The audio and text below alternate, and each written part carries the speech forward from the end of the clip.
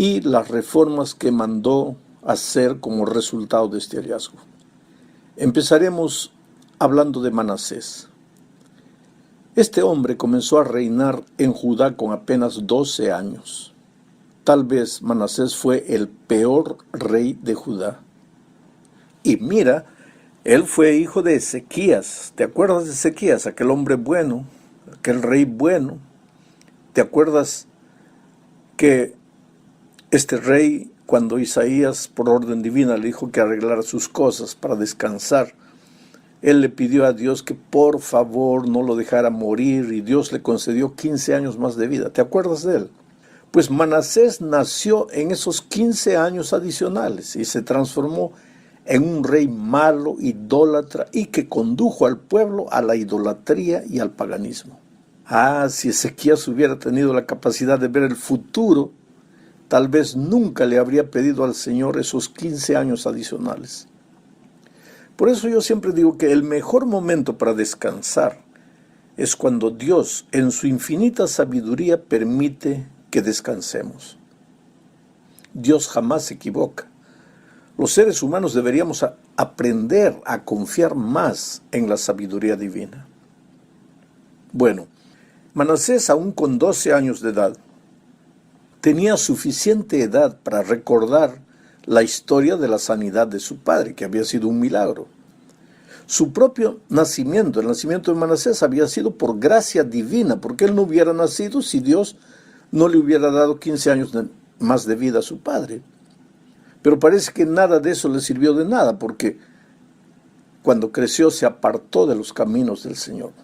Ahora, yo creo que Ezequías, el papá de Manasés, no fue negligente en la educación de su hijo.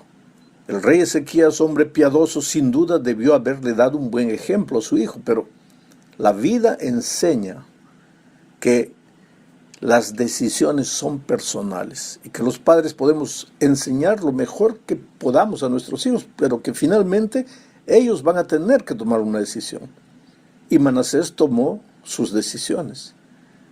Deshizo todo lo bueno que su padre había hecho y construyó templos a los ídolos que su padre había derribado.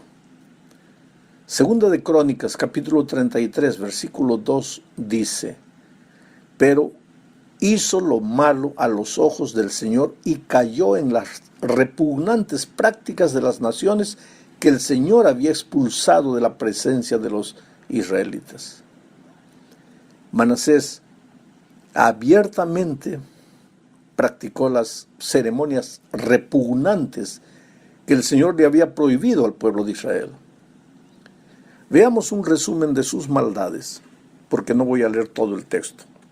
Manasés reconstruyó los altares paganos que su padre Ezequías había derribado. Erigió altares en honor a los Baales. Hizo imágenes de la falsa diosa Acera. Se postró ante los astros del cielo y los adoró. Para colmo, retó al mismo Dios al construir altares para sus ídolos paganos en el templo de Dios. Practicó la magia, la hechicería, la adivinación. Consultó a espiritistas. El verso 6 de 2 Crónicas 33 dice: hizo continuamente lo que ofende al Señor, provocando así su ira. Ahora, además de todo esto, una de las cosas más repugnantes que Manasés hizo fue sacrificar a sus propios hijos. No sabemos cuántos hijos sacrificó, pero fue más de uno.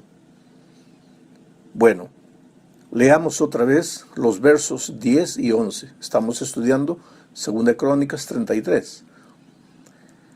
El Señor les habló, dice el texto, versículos 10 y 11, dice: el Señor les habló a Manasés y a su pueblo, pero no le hicieron caso. Por eso el Señor envió contra ellos a los jefes del ejército del rey de Asiria, los cuales capturaron a Manasés y lo llevaron a Babilonia sujeto con garfios y cadenas de bronce. ¿Sabes? Parece que Manasés era vasallo del rey de Asiria y se había rebelado. El texto que acabamos de leer dice que fue capturado y llevado por garfios y cadenas de bronce. Imagínate a Manasés llevado como una bestia por un garfio o una argolla que le clavaban en la nariz. Ahora es interesante que Dios lo llamó de una manera, lo llamó de otra manera, lo llamó con amor, lo llamó con advertencias serias, pero él no hizo caso. Él fue traído, amarrado con una bestia de la nariz, con una argolla. Sin embargo, leamos el versículo 13. Dice, estando en tal aflicción, imploró al Señor Dios de sus antepasados y se humilló profundamente ante él. Oró al Señor y él escuchó sus súplicas y le permitió regresar a Jerusalén y volver a reinar. Así Manasés reconoció que solo el Señor es Dios.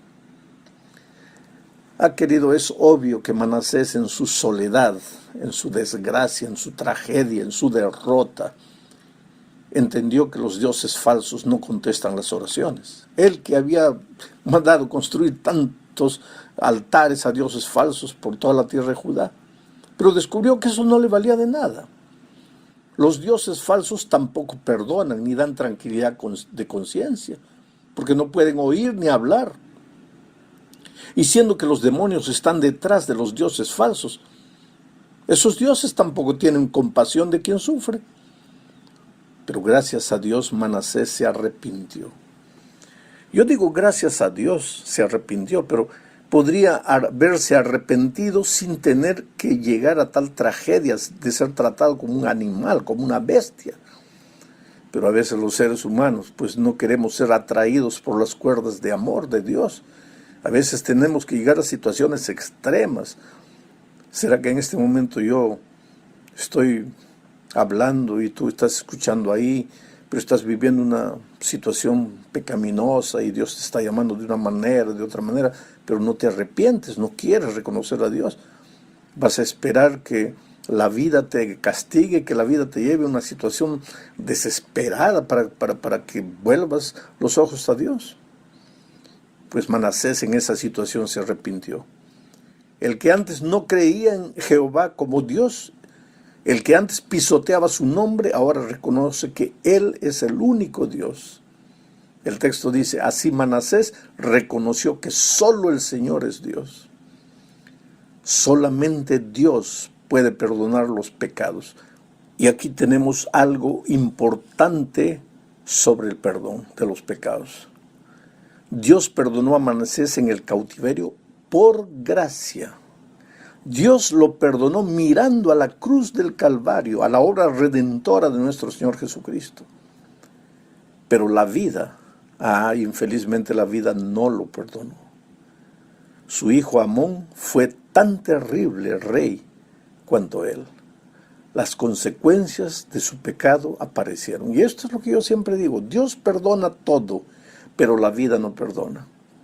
El otro día encontré a un muchacho que me dice, pastor, yo estoy con SIDA. Dios no me perdonó. Le dije, ¿por qué no te perdonó? Porque si no me curaría del SIDA. No, querido. Dios te perdonó, pero la vida no te perdona. Así son las cosas.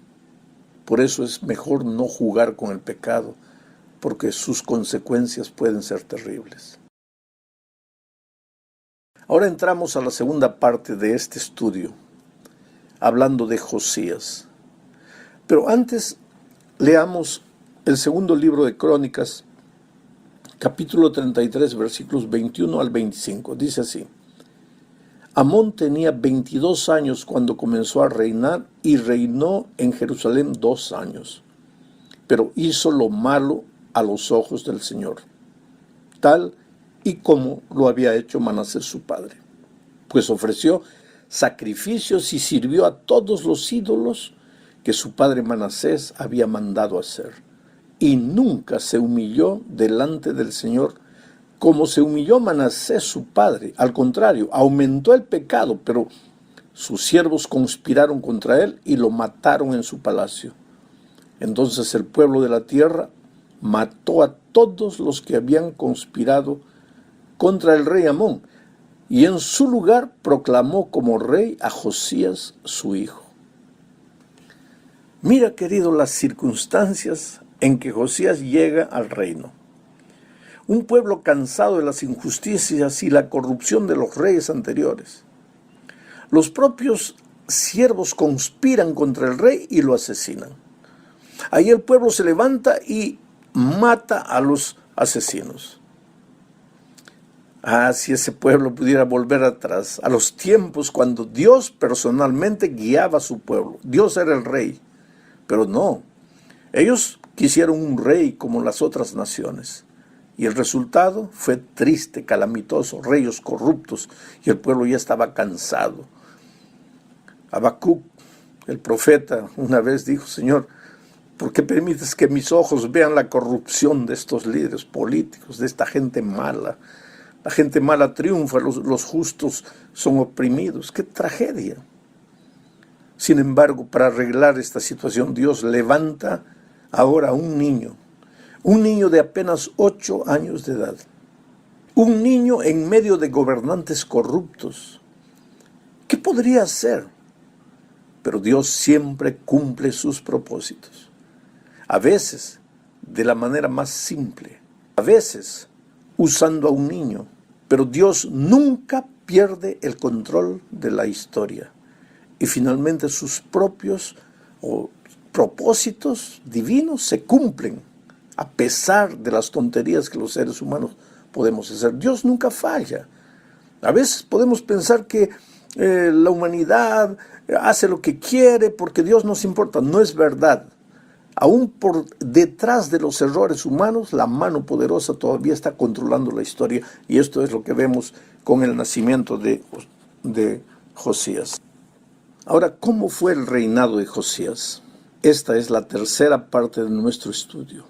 Leamos el segundo libro de Reyes, capítulo 22, versículos 1 y 2.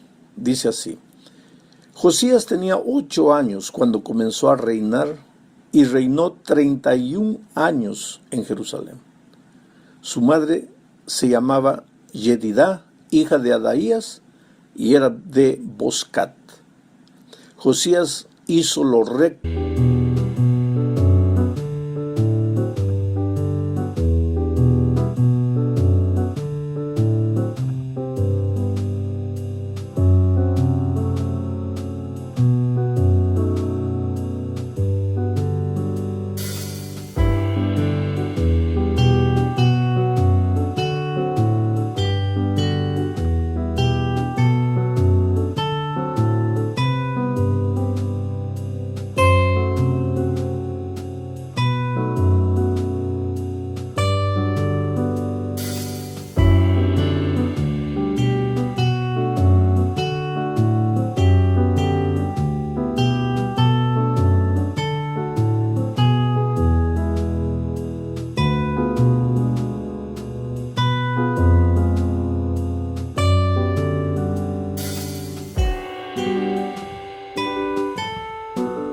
a los ojos del Señor y se condujo en todo como su antepasado David, sin apartarse un ápice. ¿Qué? ¿Como David sin apartarse un ápice? Espera. Aquí tiene que haber algún error. ¿Cómo que como David sin apartarse un ápice? ¿Y dónde está toda la historia de adulterio, intriga política y asesinato de David? ¿Dios se olvidó de todo? Queridos, sí. Gracias a Dios que Dios sufre de amnesia cuando el pecado es confesado y un hijo se arrepiente. Los pecados son arrojados al fondo del mar.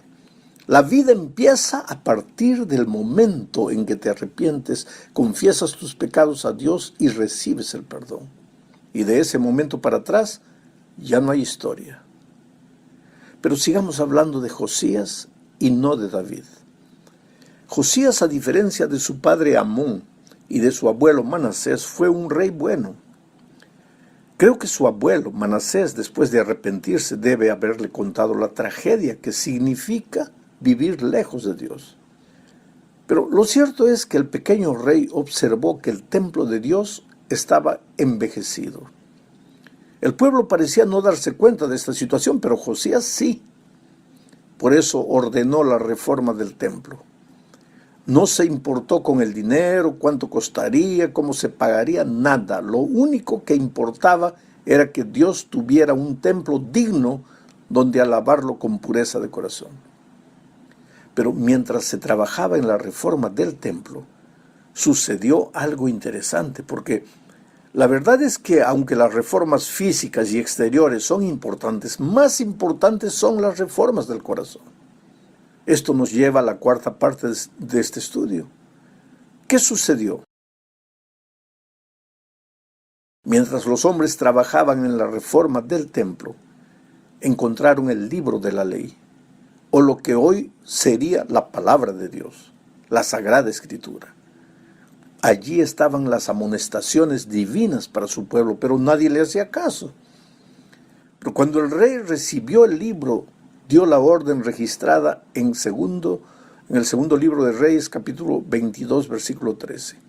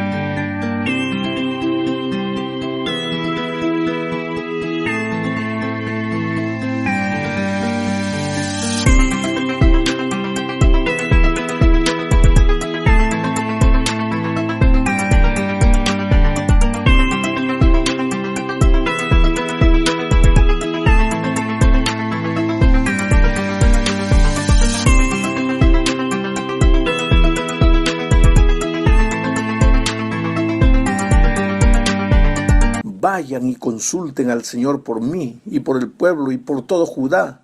En cuanto a las palabras de este libro que se ha hallado, con toda seguridad la ira del Señor se ha encendido contra nosotros en gran manera, pues nuestros padres no atendieron a las palabras de este libro, para conducirse en conformidad con todo lo que nos fue escrito. Ah, mi querido, aquí empieza la verdadera reforma. No es solo corregir asuntos exteriores, sino corregir el corazón. El rey se compunge, se conmueve, se arrepiente, busca conocer más la palabra de Dios. Desea hacer la voluntad de Dios y manda consultar a la profetisa Hulda. ¿Por qué? Porque no existe reforma sin palabra de Dios. La reforma va a suceder cuando nosotros comencemos a estudiar más la palabra de Dios, pero lo hagamos no con el deseo intelectual de conocer, sino con el deseo espiritual de someternos a la voluntad divina.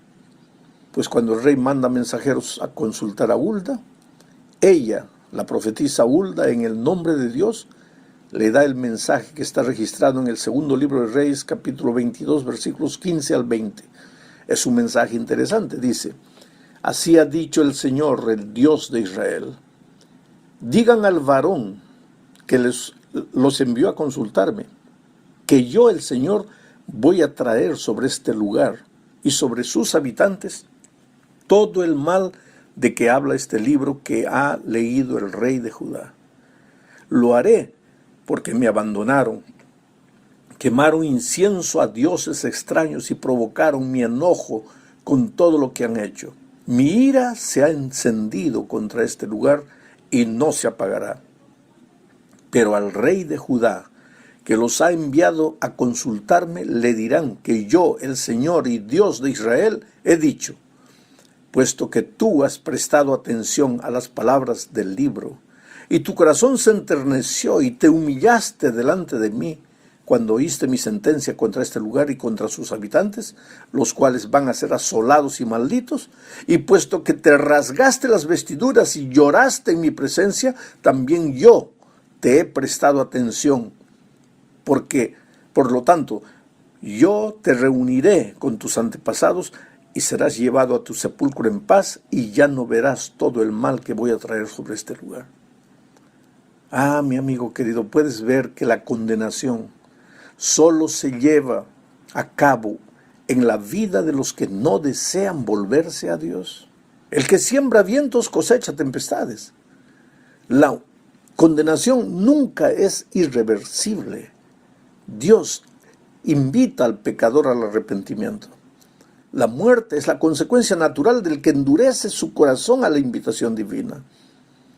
Jesús está siempre con los brazos abiertos, diciendo: venid a mí, yo os haré descansar.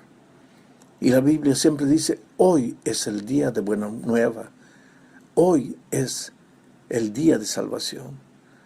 Oh, querido, la condenación existe, la destrucción existe como consecuencia del pecado, pero la salvación existe porque Cristo murió.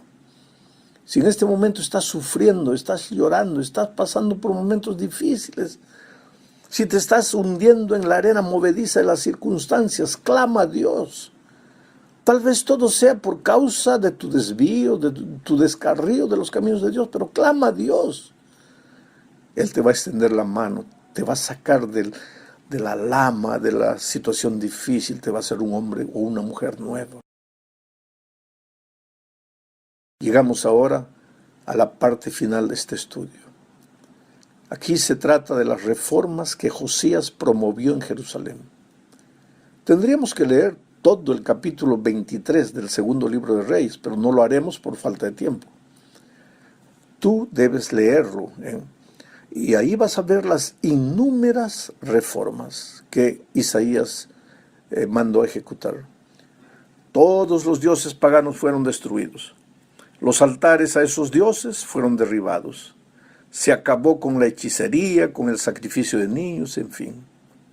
Pero la reforma no consiste solo en la destrucción de las cosas malas, sino en el establecimiento de las cosas buenas. El pueblo no celebraba la Pascua desde el tiempo de los jueces. Tú sabes, la Pascua era para recordarles que Dios los había rescatado de la esclavitud de Egipto y que esa liberación había sido por gracia. Por eso la sangre de un cordero había manchado el dintel de las puertas para salvar a los primogénitos. Ese cordero apuntaba a Jesucristo, el Cordero de Dios que quita el pecado del mundo. No hay reforma sin Cristo. Jesús es el centro de toda verdadera reforma. Por eso, el rey Josías convocó al pueblo para celebrar la Pascua. Hoy, la Pascua es la Santa Cena. Cada vez que celebramos la Santa Cena, recordamos que es momento de arrepentirnos. Es momento de empezar una nueva vida. Es tiempo de reforma. Pero también recordamos que no hay reforma sin Cristo. Sabes, la historia nos enseña, y todo lo que estamos estudiando en estas lecciones es parte de la historia del pasado. Ahora, no puede quedarse lo que estudiamos en la historia. Hay que sacar las lecciones y aplicarlas a nuestra vida.